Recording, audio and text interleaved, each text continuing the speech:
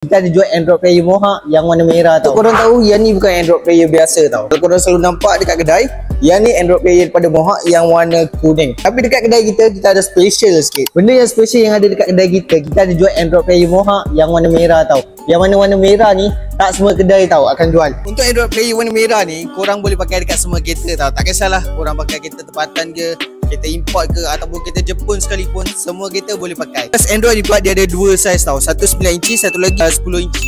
Yang ni bergantung dekat model apa yang korang pakai. Untuk setiap Android player yang korang beli tu, kita dah siap sekali dengan cas pemasangan.